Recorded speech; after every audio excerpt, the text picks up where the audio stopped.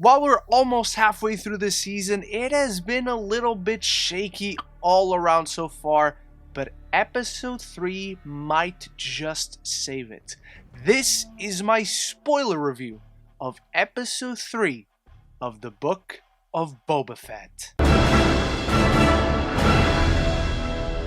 After his confrontation with the twins last week, and as he continues to vie for power, Boba Fett has to deal with two very different threats. Now, before I properly get started with my review for the Book of Boba Fett this week, I want to know your thoughts on it. How have you been feeling about the season thus far? Anything and everything down there in the comments below. And if you like movies and TV, this is the place to be, so make sure you consider clicking that subscribe button so you don't miss any future conversation on your favorite movies and TV. So, you guys know I've been very shaky on this show thus far, where I felt the first episode didn't really give us anything interesting, and the second episode basically set up what this show will be, but spent most of the time in the past, in flashbacks, just catching us up with things that are not really that interesting and don't complement the present storyline whatsoever. Episode 3 is exactly what I have been begging for. I don't suddenly love this show. I'm not suddenly head over heels with the Book of Boba Fett, because now we find ourselves in a place where there's no fixing an issue, where it feels like this show has one episode too many. where the first episode didn't really contribute to anything. And last week we had the setup of, as Boba Fett is vying for power, you have this confrontation with the twins and with Chrysanthemum, and that's a great setup. That is where the show should have kicked off from. And this week we continue that, because yes, we do have a quick flashback. As soon as you see like that room that he has the Bacta tank in, and we step into the Bacta tank, I was like, okay, here we go. But on that flashback, we follow through from last week, and he tries to make a deal with the Pikes, and now he has to deal with this other group that is trying to get paid out by the Pikes and offer them protection, who is not the Tuskens. That's interesting, because not only does that create a conflict when we're going into the flashbacks, but it mirrors very much what is happening in the present day.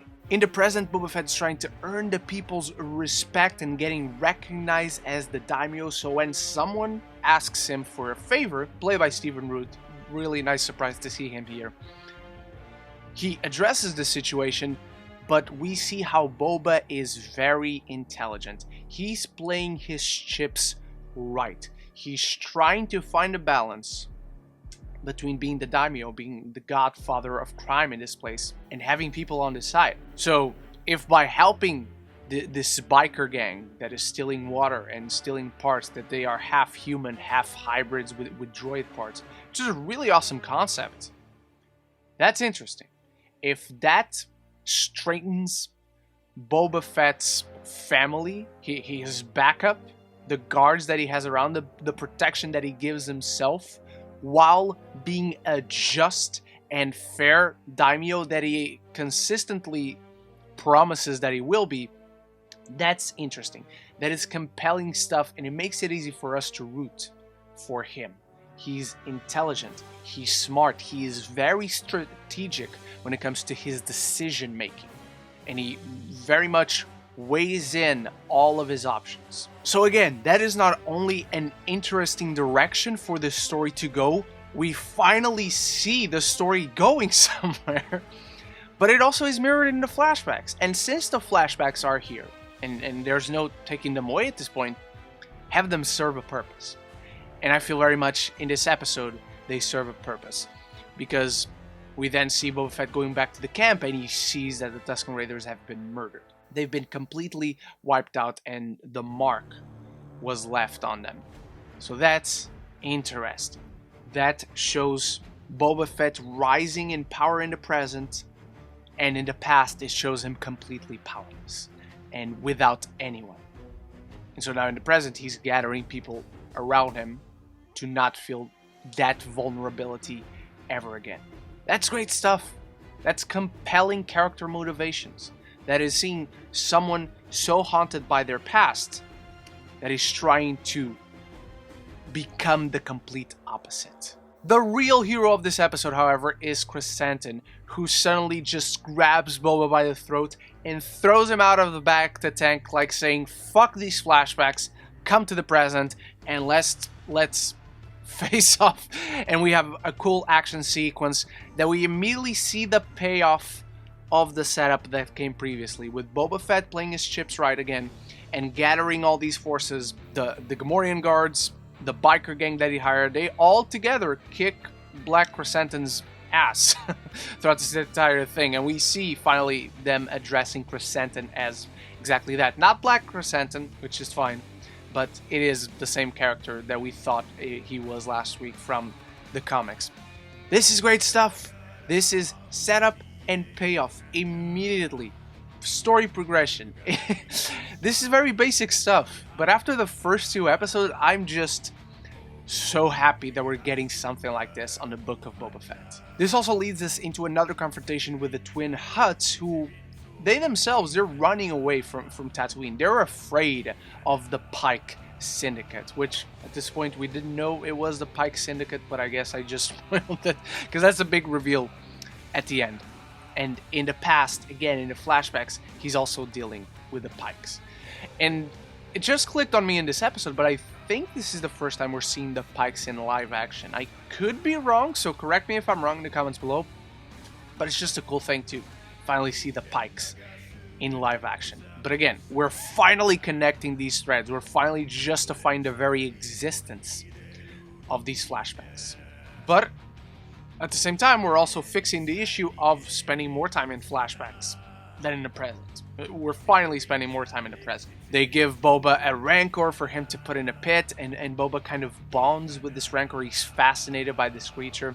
And as someone who loves animals, I very much like seeing this side of Boba, which again connects back to the past, that he respected the Tusken Raiders, who, before being captured by them, he really saw them as creatures, but he learned to respect them and grow amicable to them and seeing them as people as well. So this is a cool side to Boba Fett to see. We also see Danny Trejo, of course he's going to be here. It's a Robert Rodriguez production in part, so it's only natural we finally see him. But it's cool to see Danny Trejo in Star Wars. Even Black Chrysanthemum is let go, but I do hope we see him back. I do hope that this becomes his life debt to Boba Fett for sparing him, for setting him free, while the Hutts told Boba to sell him back to the gladiators. But since Chewie has his life debt with Han, when he saves him, I hope Chrysanthemum comes back and we have this really cool team up between 2 of the most badass Star Wars characters in Chrysanthemum and Boba Fett. The last bit of the episode is just a great chase sequence, and I've seen a ton of people compare Boba Fett and the biker gang he hires to the Power Rangers.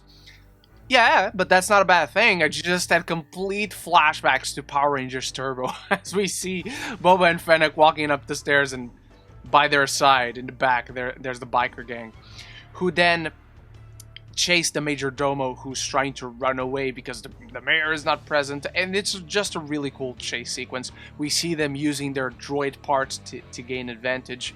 And then main girl, I must have missed something, but I don't think we saw her droid quote-unquote power come into play. I might have missed something, but I didn't notice anything. But by the end we learned that the mayor is working with the Pikes, he's running away, so it must have been him who sent the assassins all along. And basically it's going to be a war between Boba Fett, who is now gathering his forces and raising his numbers, and the Pikes, whom we know to be one of the most dangerous crime syndicates, if not the most dangerous crime syndicate in Star Wars, at least at this point in the timeline after the Empire falls. This is great stuff. We advance the story, we change the status quo, and we have some story progression, and we have the mirroring of the present and the past, and how they finally, indirectly maybe at this point, influence each other. This is all I wanted from the show. This is what I've been begging for. Story progression. Again, very basic stuff. But the show has exactly been missing at this very basic stuff so far. So I'm just very, very happy to finally see it come into play. And now we have a sense of where the story is going. We have a notion of why the flashbacks were here at all to begin with. And we get a little bit more insight at Boba's psyche as a person, at his strategic mind coming into play. Because even what I addressed about Chrysanthemum being let go, maybe Boba knows this about Wookiees, and he knows Chrysanthemum will come back as he will owe him a life debt. And that will be a great soldier to have on your side if you're a Boba Fett. You definitely want that. This is great. This is exactly what the show promised. A Godfather kind of character on the rise to become the Grand Lord of Crime, in this case, Mos Espa. So now the streets of Mos Espa, which is the name of the episode, are about to be a battleground for war between the Pikes and the Daimyo, and I love it. So this is by far the best episode of Boba Fett. This is good stuff. This is a good show that I really enjoyed my time watching, where we spent most of our time engaged in the story, engaged with our characters, and seeing a little bit behind their motivations, their dynamics and relationships, and seeing what they want. What is the motivation driving them forward, and how are they trying to accomplish that? And again, feels like very basic stuff, but it's exactly that basic stuff that this show is missing. So those are my thoughts on this week's The Book of Boba Fett. What are your thoughts on it? Anything and everything down there in the comments below. How do you rank the episodes thus far? Because maybe you prefer one of the other ones. Let me know anything and everything down there. And if you like movies and TV, this is the place to be. So if you enjoyed it, make sure you click the subscribe button. Thank you so much for watching, and thank you to my channel members Bruna and Stuart for making this video possible. There's a link in the description below for you to become a member if it should interest you. Check it out and see what the perks are on each tier. Thank you so much once more for watching. There's a review for the new Scream right now on the channel, so I hope you check that out. And on Friday, I will rank all 5 Scream movies. Once more, thank you so much, and until the next one, love each other, and love the movies.